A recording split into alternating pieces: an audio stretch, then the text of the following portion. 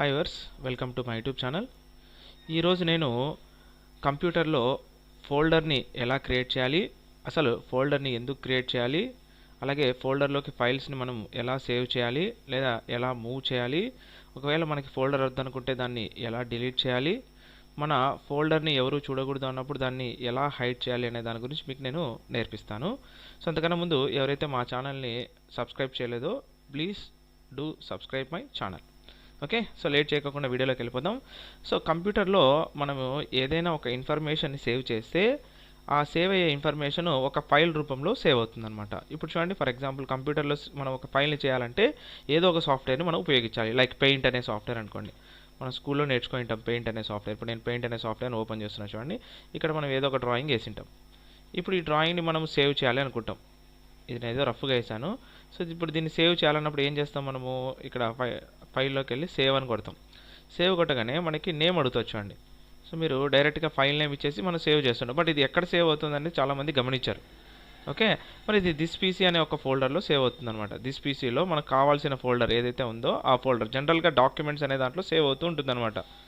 మరి ఇలా కాదు, మనకు సంబంధించిన ఫైల్స్ అన్నిటినీ ఒక చోట పెట్టుకోవాలి అనుకున్నప్పుడు మనం ఒక ఫోల్డర్ని క్రియేట్ చేయాలి. Folder is nothing but A bag అనమాట. అంటే మనము ఎక్కడైనా బుక్స్ని తీసుకెళ్లాలన్నప్పుడు బ్యాగ్ అనేది ఎందుకు ఉపయోగిస్తామో అట్లా కంప్యూటర్లో కూడా మనకు సంబంధించిన ఫైల్స్ అన్నిటిని ఒక చోట పెట్టుకోవడానికి ఒక ఫోల్డర్ని క్రియేట్ చేయాలి. మరి ఫోల్డర్ని ఎలా క్రియేట్ చేయాలి అనే దాని గురించి ఇప్పుడు మనం తెలుసుకుందాం.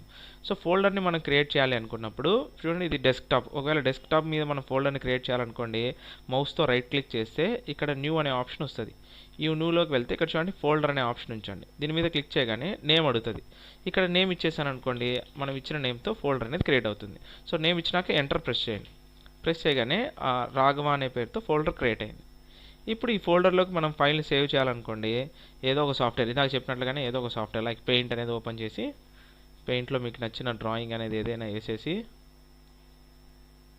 ఎగ్జాంపుల్ పర్పస్ ఇప్పుడు దీన్ని సేవ్ చేయాలనుకోండి, ఏం చేయాలి, ఫైల్లోకి వెళ్ళి సేవ్ అని కొడతాం. కొట్టగానే ఇప్పుడు చూడండి లొకేషన్ అడుగుతాం. చూడండి, ఇప్పుడు మన ఫోల్డర్ అనేది ఎక్కడ ఉంది, డెస్క్టాప్ మీద ఉంది. సో ఇక్కడ చూడండి ఇలా మూవ్ చేసుకున్నాం అనుకోండి, అన్ని లొకేషన్స్ కనబడతాయి. ఇందులో డెస్క్టాప్ కదా, డెస్క్టాప్ మీద క్లిక్ చేస్తేనే మన ఫోల్డర్ కనబడుతుంది చూడండి. సో ఫోల్డర్ మీద క్లిక్ చేసి ఓపెన్ అని కొట్టండి. కొట్టిన తర్వాత ఫైల్ నేమ్ అడుగుతుంది అనమాట. నేను ఫస్ట్ ఫైల్ అనే పేరుతో దీన్ని సేవ్ చేసేసాను. రాఘవ అనే ఫోల్డర్ని ఓపెన్ చేస్తే ఇక్కడ ఫస్ట్ ఫైల్ అనే పేరుతో ఒక ఫైల్ క్రియేట్ అయ్యించండి.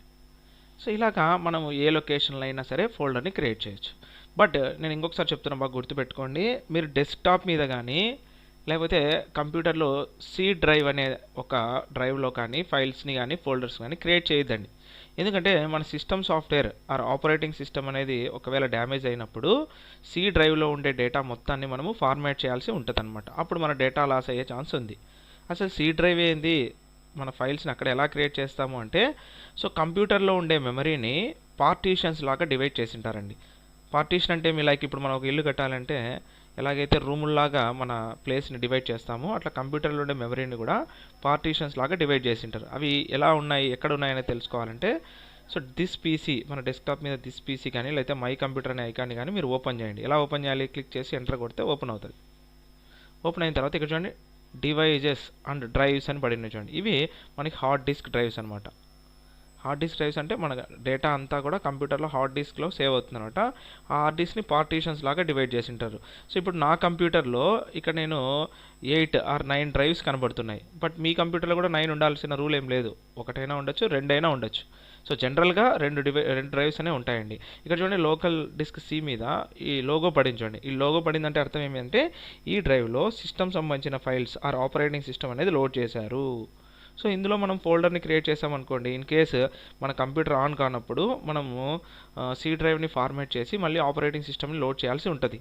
అప్పుడు మన డేటా లాస్ అయ్యే ఛాన్స్ ఉంటుంది. ఒకవేళ మనం ఫోల్డర్ని క్రియేట్ చేసేటప్పుడు పొరపాటున సి డ్రైవ్లో ఏదైనా ఫైల్ని డిలీట్ చేసినా కూడా మన కంప్యూటర్ ఆన్ కాకుండా ఉంటుంది. సో కాబట్టి better to choose another drive. అంటే దీంట్లో చేయకూడదు అంటే చేయొచ్చు, బట్ కొద్దిగా డెలికేటెడ్. సో కొద్దిగా చూసి మనం చేయాల్సి ఉంటుంది అనమాట. సో మనకి నాలెడ్జ్ లేదు కాబట్టి సి డ్రైవ్ని వదిలేసేయండి. సో సి డ్రైవ్ కాకుండా చూడండి ఇక్కడ ఈ ఉంది, ఎఫ్ ఉంది, జీ ఉంది. ఇప్పుడు నేను ఎఫ్ డ్రైవ్లో చేయాలనుకుంటున్నానండి.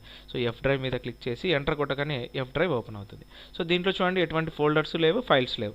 ఇప్పుడు ఇక్కడ మనం ఫోల్డర్ని క్రియేట్ చేయాలంటే ఇందాక చెప్పినట్లుగానే మనం రైట్ క్లిక్ చేయాలి, న్యూ అనే ఆప్షన్లోకి వెళ్ళాలి. ఇక్కడ ఫోల్డర్ని క్లిక్ చేయగానే కొత్త ఫోల్డర్ అనేది క్రియేట్ అవుతుంది. సో ఇక్కడ పేరు ఇవ్వాలి మనం. సో రాఘవ, ఇందాక రాఘవ ఇచ్చాం కదంటే అది వేరే లొకేషన్, ఇది వేరే లొకేషన్.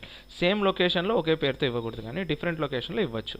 సో ఇచ్చేసి ఎంటర్ కొట్టామనుకోండి ఈ ఫోల్డర్ క్రియేట్ అవుతుంది. ఇంకొకసారి ఎంటర్ కొట్టామనుకోండి ఇందులో ఏమైనా ఫైల్స్ ఉన్నా కూడా మనకు చూపిస్తుంది. ఇప్పుడు ఏం లేవు కాబట్టి మనకి క్లోజ్ చేసుకోవచ్చు. ఇప్పుడు దీంట్లో మనం ఇందాక చేసిన ఫైల్ డెస్క్టాప్ మీద ఉండే ఫైల్ని అక్కడికి తీసుకెళ్ళాలి అనుకున్నాం. మరి డెస్క్టాప్ మీద ఉండే ఫైల్ని ఎలా తీసుకెళ్ళాలి అంటే ఇప్పుడు డెస్క్టాప్ మీద ఉండే రాఘవ అనే ఫోల్డర్ని ఓపెన్ చేయండి. సో ఇక్కడ ఫైల్ ఉంది కదా, సో దీని మీద క్లిక్ చేసి రైట్ క్లిక్ చేస్తే ఇక్కడ కాపీ అనే ఆప్షన్ ఉంటుంది చూడండి, కాపీ. సో ఇప్పుడు మన ఫోల్డర్ ఎక్కడుంది, ఎఫ్ డ్రైవ్లో ఉంది. సో దిస్ పీసీని ఓపెన్ చేయండి, ఎఫ్ డ్రైవ్ని ఓపెన్ చేయండి.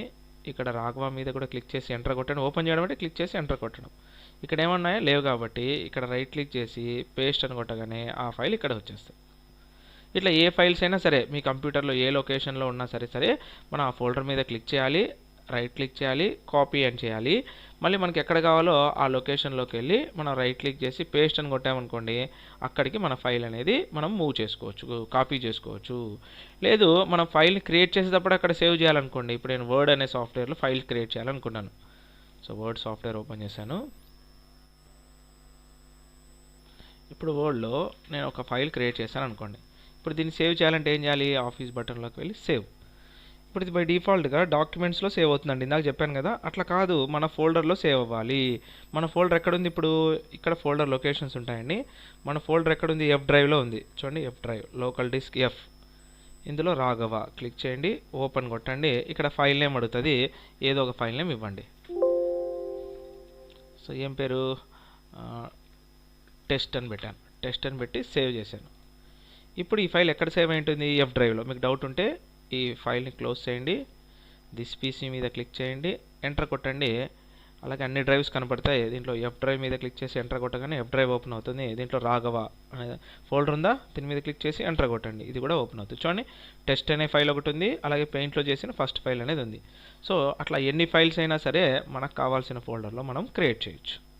ఓకే, మరి ఈ ఫోల్డర్ని ప్రతి ఒక్కరు చూస్తుంటారు. మరి ఈ ఫోల్డర్ని ఎవరికి కనబడుకోకుండా చేయాలి అన్నప్పుడు ఏం చేయాలి అంటే, సో ఇప్పుడు మన ఫోల్డర్ ఎక్కడుంది, F drive. So F drive open చేస్తున్నా. ఈ ఫోల్డర్ మీద రైట్ క్లిక్ చేస్తే ప్రాపర్టీస్ అనే ఆప్షన్ వస్తుందండి. ఈ ప్రాపర్టీస్లోకి వెళ్తే ఇక్కడ చూడండి, మనము జనరల్ అనే ఆప్షన్స్లోకి వెళ్తే ఇక్కడ హిడెన్ అనే ఆప్షన్ ఉంచండి.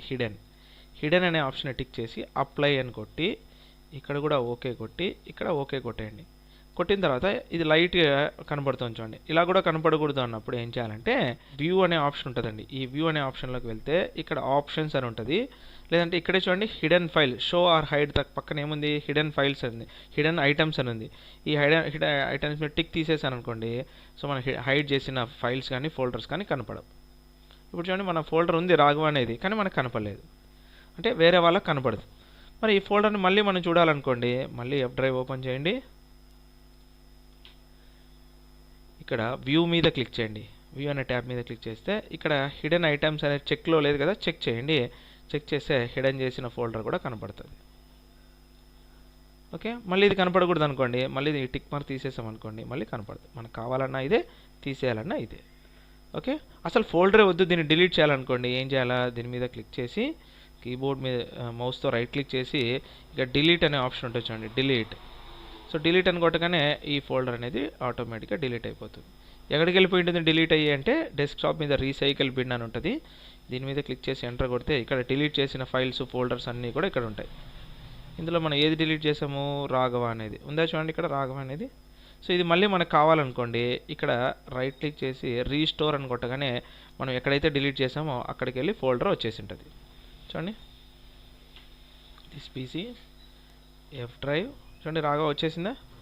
అలా మరి రీసైకిల్ బిన్లోంచి కూడా తీసేసాం అనుకోండి, ఇంకా ఆ ఫోల్డర్ మనకి ఎప్పటికీ రాదు. ఓకే, సో ఇలాగా మనం ఫోల్డర్ని క్రియేట్ చేయాలి, ఫైల్స్ని దాంట్లోకి సేవ్ చేయాలి, ఫోల్డర్ని హైడ్ చేయాలి, వద్దనుకుంటే ఫోల్డర్ని డిలీట్ చేయాలి, లేదంటే దాన్ని మనం వెనక్కి తీసుకురావాలండి. ఓకే, సో ఈ వీడియో మీకు నచ్చినట్లయితే ఈ వీడియోని లైక్ చేయండి, షేర్ చేయండి, అలాగే మా ఛానల్ని సబ్స్క్రైబ్ చేయండి.